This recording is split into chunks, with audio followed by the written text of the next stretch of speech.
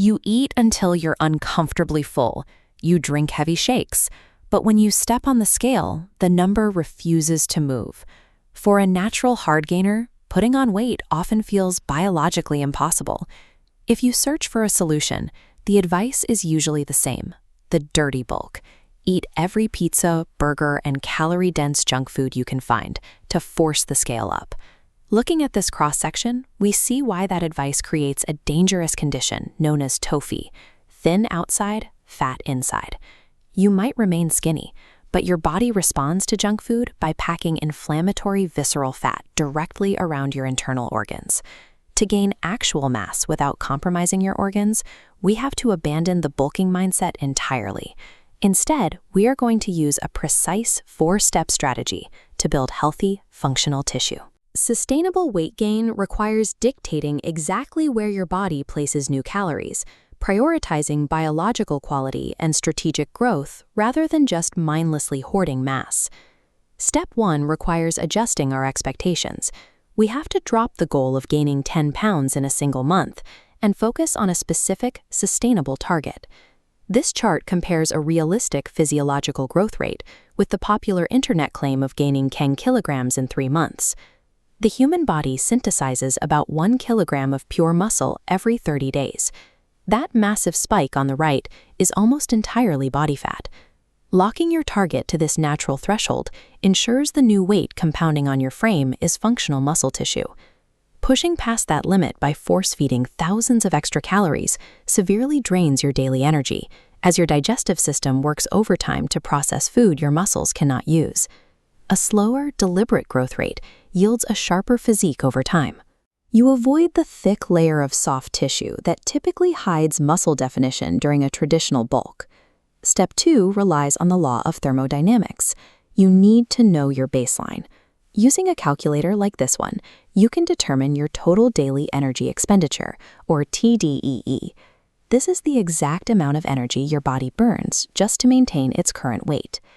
A common mistake is taking that baseline and doubling it overnight. That massive influx of food shocks your gastrointestinal tract, leading to poor nutrient absorption and severe indigestion. This graph illustrates a gradual ramp-up strategy.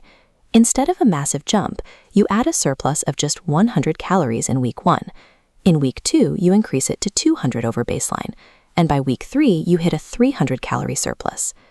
To fill that surplus cleanly, prioritize complex carbohydrates like white rice, potatoes, and oats. These break down slowly, providing sustained energy without causing rapid insulin spikes.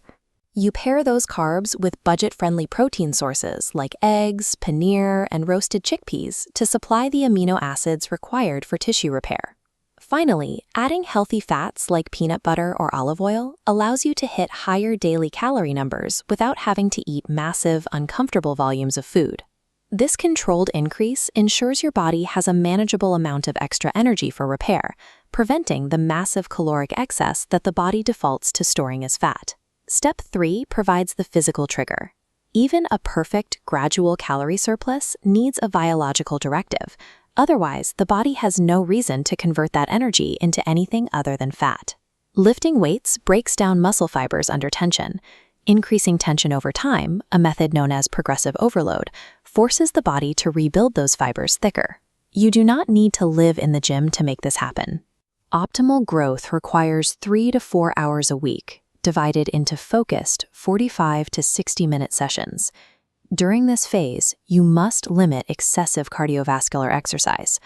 Running long distances or doing high-intensity interval training burns through the precise calorie surplus you just built, leaving nothing left for muscle repair. Your time in the gym provides the mechanical stress that dictates how the body allocates those extra calories. It ensures your surplus is used to reinforce muscle rather than simply accumulating as mass. Step 4 focuses on the internal processes that happen after you leave the gym: nutrient absorption and hormonal recovery. Looking at this flow model, we see the biological inefficiency in eating 2 massive meals a day. A massive influx overwhelms your digestive funnel, causing nutrients to spill over and go to waste. Breaking your daily intake into 4 or 5 smaller meals allows your digestive system to process every block of fuel efficiently. This steady stream of smaller meals prevents the severe bloating and physical lethargy that often leads people to abandon their diet plans prematurely.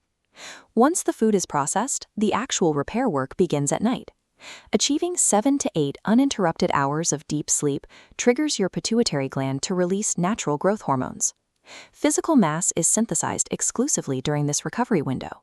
This makes rest protocols just as critical to your progress as the intensity of your workouts. The final hurdle in this process is entirely mental. Weighing yourself every single morning leads to frustration over normal daily microfluctuations. This balance scale visualizes body recomposition. As you train, you burn a small amount of fat while simultaneously building heavy, dense muscle.